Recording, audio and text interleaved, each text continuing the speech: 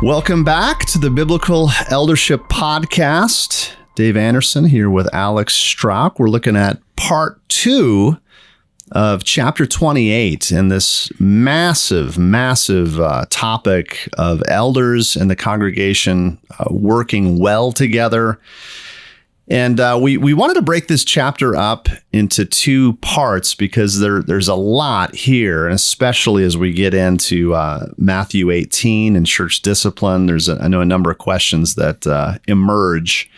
So we'll get there in a minute, but I want to just recap a little bit or just talk about what we've been going through and just the need for elders in the congregation to work together well, and that there's tensions that arise. And Paul instructs, the believers in Thessalonians, be at peace among yourselves. I think sensing some tension between the congregation and the leaders. So again, this whole area of working together, we covered, I know last time, Acts chapter 6, the whole crisis there, and of course the major crisis in the New Testament, the Jerusalem Council in Acts 15.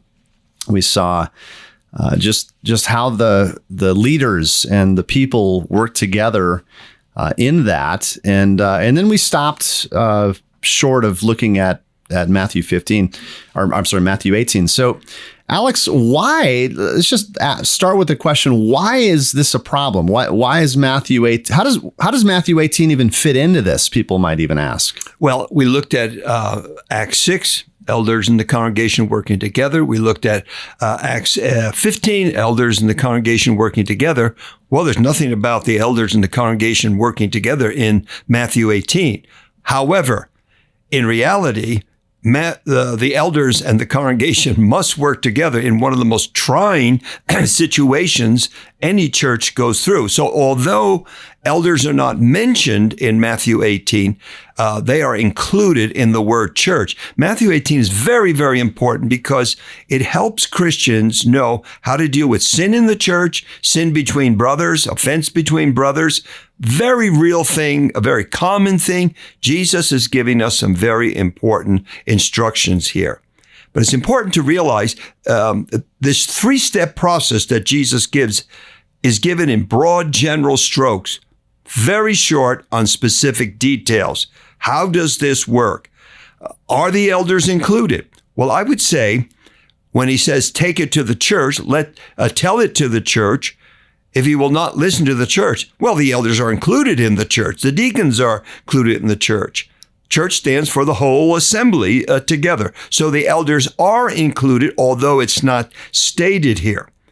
But David, I would say this: if there's ever a time in the life of a local church when the elders are needed, people who have been appointed by the Holy Spirit with the authority to shepherd, oversee the church, it is in the time of church discipline. And the elders have to manage, oversee, guide, shepherd the church through the many dangers of church discipline, which can tear a church to pieces, wind up in lawsuits. There's so many dangers if it's not managed properly.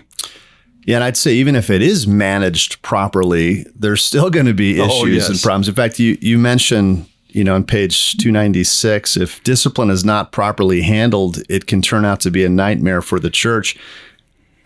My thought, just looking at that, was even if it's handled perfectly, it could be a nightmare for the church. You've got a quote here by F.D. Bruner that I actually sent out to our elders yesterday. I thought it was such a great quote, but he says, a disciplining church will prove more loving in the long run than a church that advertises God's love, but then shows no great interest in whether this love is practiced by her members. Just on the top, and I want to get to elders and the congregation working together on this, but just spanning out a little bit wider, not a lot of churches actually do this. Would you say that's true? Oh, yes. John MacArthur says 99% of churches never exercise, even in their whole history, church discipline. And I can understand why. Right. It's difficult. Right. There's dangers. There's emotional upset. You can divide the congregation in a moment. So I understand why they don't do it. But that is not an excuse for not obeying the Lord in exercising church discipline. Right. Related to this, just a comment. I happened to be on a phone call with an attorney yesterday with the Alliance Defending Freedom, ADF, great organization. In fact, for our listeners, I think really everyone listening to this, you ought to know who they are and leverage them. And so I was actually talking with her, this attorney, about church discipline, our policy, and it was really, really instructive. They'll actually go through your bylaws, Alex. They'll go through your statement of faith and kind of show you areas of vulnerability. And this, especially in particular, dealing with a church discipline case, they can say, here's where you're vulnerable. You're going through Matthew 18. Have you met with the person? Are you following your own procedures as a church? Is it written down? Is it documented? Are there minutes back to, and we'll talk about in the next session, elders meetings, but is there a record of these things? So it was really instructive for us. I thought we were doing a fairly good job, but she poked some holes in and just pointed out some vulnerabilities for us in terms of our doctrinal statement in general, our bylaws, but also in particular, when elders do church discipline, they've got to be careful. And we live, as you know, in such a litigious society right now. People are just happy to sue. So elders have got to be careful and keen and aware of this. So just wanted to highlight Alliance for Defending Freedom. I think they're a great organization, and for a pretty nominal fee, you can get access to some really good legal counsel from them. So anyway, just wanted to throw that out. Well, as you have just said, it can be a very difficult thing, church discipline. People want to avoid it. It's emotionally upsetting, but that's why you need to have qualified elders. And the eldership does this as a body. They lead, manage, oversee, guide the process. In the end, we have to say, as Jesus says here, that the church speaks to the offending member, either sending letters, going to lunch, visiting the person. The church is to speak to the offending member. In a sense, this is a very powerful, formidable instrument in God's hand to bring the sinner back to repentance and to bring reconciliation. So it's very powerful that the church speaks, but the elders guide the process. But in the end, it is the church that turns the member away in excommunication, and it's the church that speaks to the member. So that member should really feel the force of the whole church, and it teaches the whole church the seriousness of sin. So there's much more involved here. And that's why the elders are crucial, that they are qualified, competent people to handle these kind of situations. And I just want to say one more thing. When you face church discipline, communication between the elders and congregation is so important.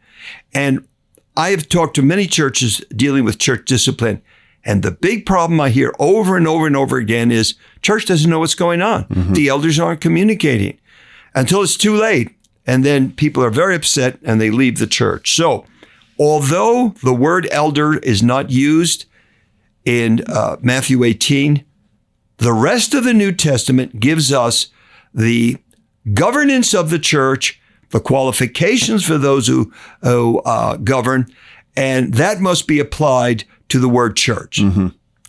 Yeah, so it's your point is that it's implied. It has, the elders, of course, are part of this and working together with the congregation. There's got to be communication. Well, the elders are really only doing their duty. Acts 20:28, they are placed as overseers for the purpose to pastor the church of God. So when the elders give leadership and guidance to this process, they are only doing what God has called them to do, to shepherd the church of God, oversee the church of God. And this is the time they've got to do this.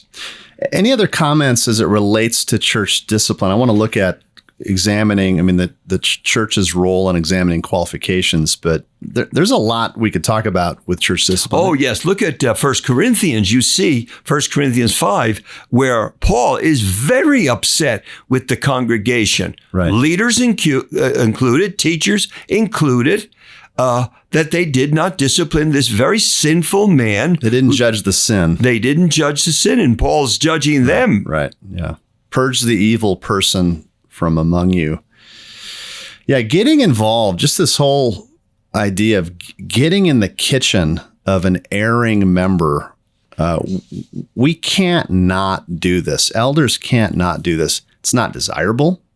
Nobody likes to do this, but this has to be done for the sake and the purity of the Lord's church.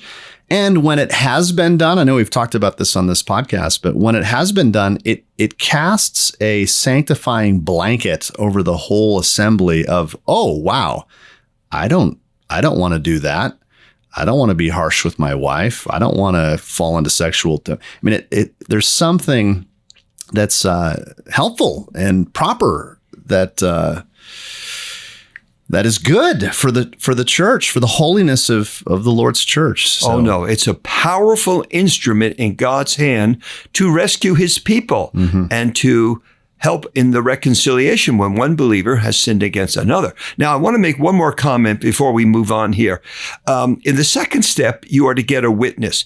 Well, there's no reason why that witness with the offended brother cannot be an elder or two elders to go. So elders can be involved right from the beginning in choosing a witness. Now, you don't have to have an elder as a witness, but many people do choose someone who is recognized with some authority, and it makes the meeting with that offended person more powerful.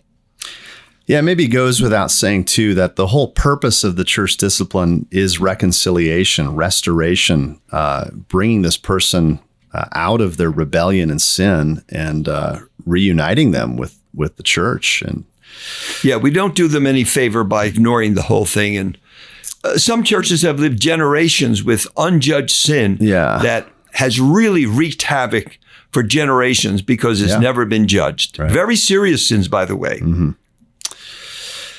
Well, that's good. That's an important section of Scripture, the Matthew 18. Let's talk about the elders and the congregation working together in other aspects of church life. And one obvious one you mentioned is just examining the qualifications for eldership.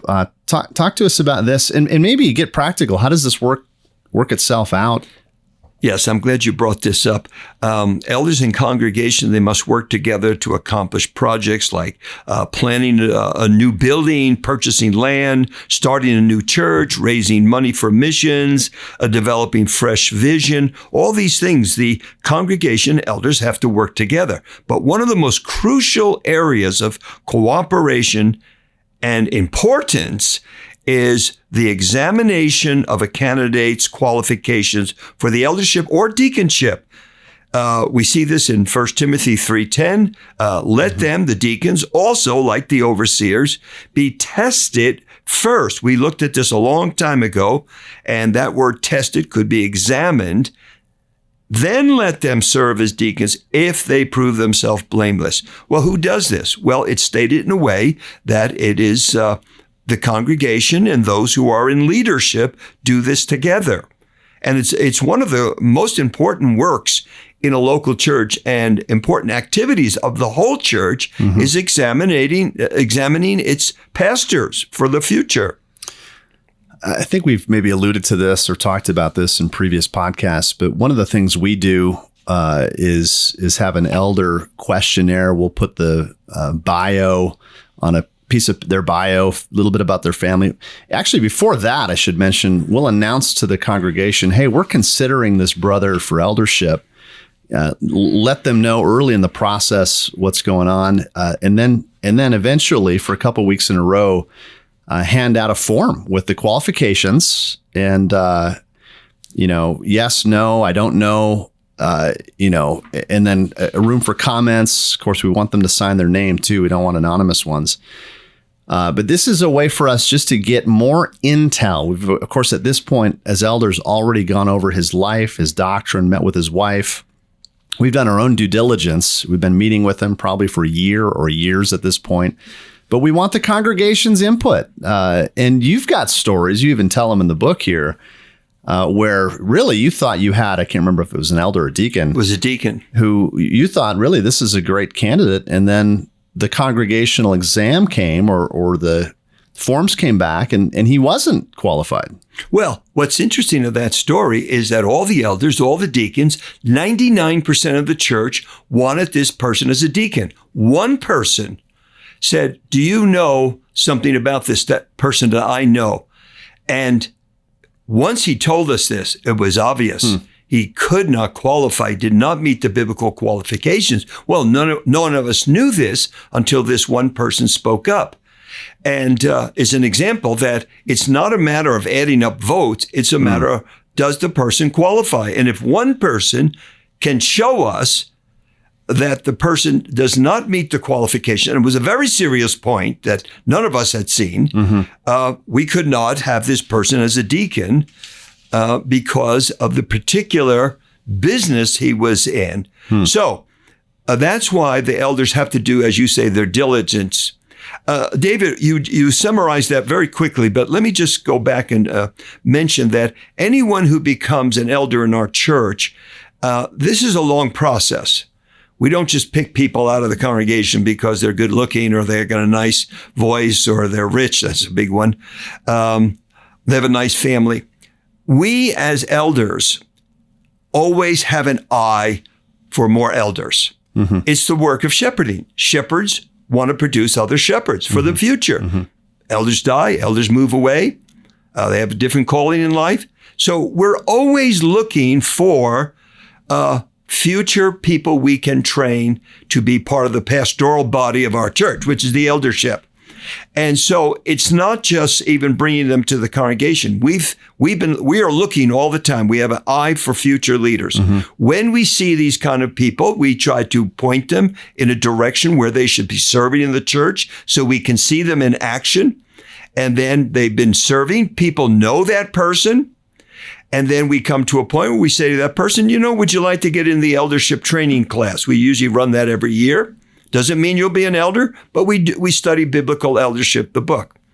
From that point, if the person is interested, we'll ask them, why don't you attend the elders meeting? Just observation. They can attend for a year, 2 years. During that time, we also monitor their work in the church. And then we have times where we talk to them about their doctrine, where they're weak, where they need to read something. So it's a process. And along that process, they may drop out. They may say, no, this is not for me. And if they continue in that process, then we get to the point where we as elders have checked their doctrine. We know their life. We then bring that to the congregation. Usually it's a congregational meeting where any of the people can ask questions. But again, here's my emphasis. The people know this person. They're not just being thrown on the congregation. Now, I realize in a very large church with thousands of people, you can't do that, and it will be a different process. But for most churches, the candidate is known by the people. Then we have that public meeting, and then we give a survey out to everyone with all the qualifications listed, and we want their input into this. And it's very interesting to see the input. And we get back to people who say, I don't think this person qualifies, or I don't think he'll be a good shepherd. And then we get back to people and find out, is it legitimate? Right. So it's a long process, but it starts with what I call the shepherd's eye. We're always looking for future pastor elders. Now, let me make a comment for those who are not elders, and you're maybe thinking about coming on as an elder. You've got a desire for it. I want to give a word of encouragement to you that we try to give to our candidates. This can be a violent process, and maybe violent's not the right word, but it's a vulnerable process. You're getting, these men are getting into the nooks and crannies of your life. They're asking your wife, questions, or asking you questions. And I've seen, in the number of years we've been doing this, last 20 years or so, this can be frustrating for some men. And we try to warn them of that. We don't want to be frustrating. We don't want to forget them in the process, which, by the way, is a big problem. We've been doing this for 2 years and no one's really taken lead to follow up and move the process along. So that's a word to you elders is have someone be a liaison and take charge of this process and kind of lead it forward. But to the candidate, I would just say prepare for some frustration. And that's okay. That's part of this process. And the elders don't want to lay hands too quickly. And you may get to the end of this and think, oh, this isn't for me. And that's okay. This process is necessary and you could say part of the vetting. And again, it shouldn't be onerous or needlessly excruciating and painful, but at the same time, it's going to be uncomfortable because people are getting in your lives and asking questions, and there's a public exam. I mean, how many people really truly want to be publicly examined and ask questions? I mean, so just prepare for some scrutiny and prepare to be uncomfortable, I would say, and that's part of it. You bring up a good point that some people would bring up. Why have the congregation assess a person? Many churches, the elders just choose future elders and they tell the congregation, we just chose a new elder. If you have any problems, let us know. It's just that simple. Why have a public meeting? Why have a public assessment of a person? Well, I would say the qualifications are in Scripture and to be known by everyone in the church. Mm-hmm. It's a public office, public qualifications, and some of the qualifications require input from other people, like respectable. How are you going to know if a person is respectable if you don't ask the congregation? Mm-hmm. So the very nature of the qualifications demand public scrutiny and the congregation's involvement. You bring up a great point that I think we need to just at least briefly mention is that let's say you get some objections that are a little bit more subjective or, I can't remember the example you use. Maybe like, I don't like the way he dresses. How do you deal with, he doesn't say these and thous. Yeah. I don't want to use my kind of Bible. ridiculous, issues, but issues that aren't, that don't reach the level of, well, he's an alcoholic, he's a closet alcoholic. Well, that would be different. How do you deal with those and address those? It's interesting. Almost every time we have brought a candidate to the congregation, there's been some objection. The person is too proud. I don't like the way they dress on Sunday morning. There's always some objections. That's why we get back to the people and we find out, is it a biblical objection or is it some personal thing? Mm-hmm. And very often it's a personal thing. They don't show up exactly on time the way I do or something like that. Did you really get one on dress? I don't like the way they dress. Oh, I just had that just in the last week in a church that the person doesn't dress properly for church. Like too sloppy or something? Well, yes, because to that person, dressing is very important. Sure. You have to have a certain uniform for Sunday morning. So the congregation needs to be involved. It's their pastors. They need to have some input into this. Right. And it hurts the congregation when you just make these decisions, these decisions. That's what this whole lesson is about. Don't do that. Do it. It's bad leadership, by the way. Yeah. Whether you're in politics or in a church, you have to listen to the people you lead because they can turn on you real quickly. And politicians know that too. So you have to bring the people along. They have to participate in these great decisions that affect them tremendously. Hey, tell the story. I just thought of this, but there was a church you had talked with, that the elders sprung this decision. There was banners all over the sanctuary, but I think it illustrates this lack of communication between the elders. Elders can just make a decision by fiat and spring it on the congregation. Do you remember what I'm talking about? Oh, yes. This church was not doing very well.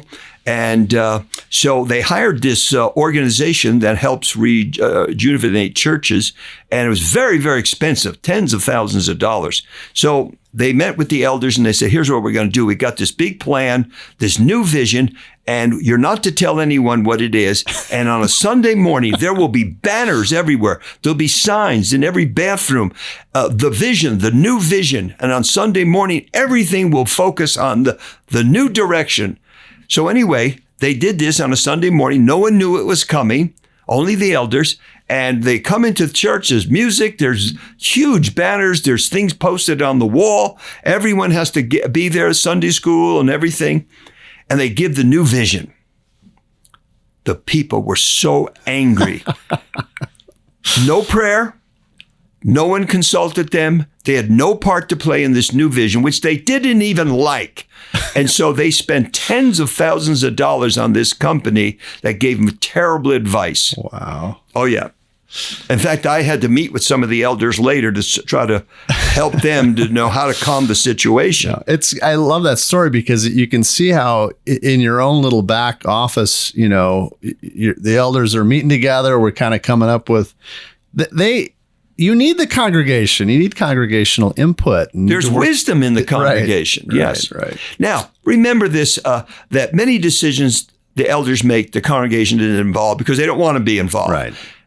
They have a certain area where they make decisions, but when decisions affect everyone and they're somewhat major, or the elders just decide, the congregation needs to know what we're thinking. We're going to borrow a lot of money. We're going to have a new vision. We're going to change something in the doctrine. They have to. It's good leadership. Mm-hmm. Let's, David, as we wrap this up, I think one of the big questions is this. Who makes this final decision? Yeah. So the congregation has given their voice. They've examined this person. The elders have in hand what the congregation thinks. Who makes the final decision? Who appoints this person? I would say that is the very job of the elders, but never stop there.